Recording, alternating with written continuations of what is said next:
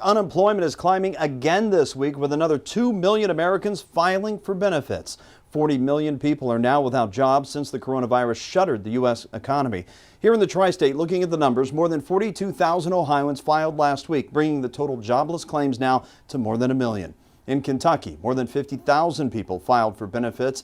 In all, about 844,000 people are out of work. And in Indiana, reports 26,000 first-time claims. The state's 10-week total sits at 705,000 people now without work. There is a lot of money being spent on those unemployment benefits, including Ohio's $10 million contract with Deloitte to get money into the hands of workers who don't qualify for regular unemployment benefits.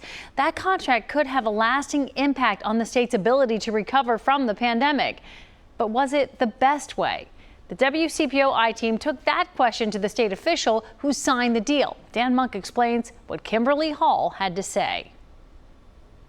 It's heartbreaking and very frustrating that our system isn't able to deliver for every person that needs help as rapidly as we would want it to. Kimberly Hall is director of Ohio's Department of Job and Family Services. That's her signature on a $9.6 million contract to build a cloud-based computer network to process pandemic unemployment claims for independent contractors, gig workers, and others who lost their job but don't qualify for regular unemployment. So far, we've paid more than $744 million to more than 120,000 PUA applicants. That was accomplished with a system that Deloitte Consulting built for Ohio in 4 weeks. Is that good enough? Other states were able to move more quickly. Zach Schiller is research director for Policy Matters Ohio. At least 27 states preceded us in paying these benefits.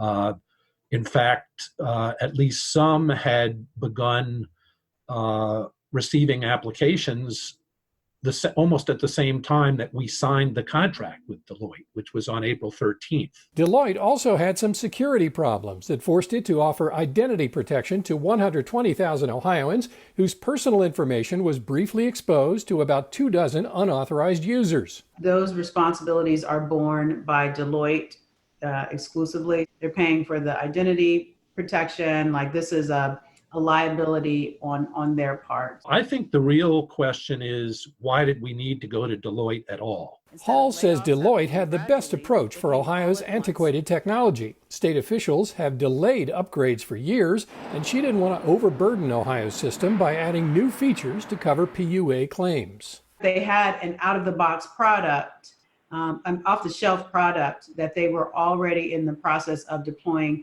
in Colorado, New Mexico. While there have been issues, Hall is convinced Ohio took the right approach. I'm not disappointed in how our team is leaning into this, how we are bringing out Deloitte, outside resources, best minds, Amazon, IBM, et cetera, to the table to help us figure this out. Dan Monk, WCPO 9, I-team. We want you to know that we did reach out to Deloitte, but we have not received a response.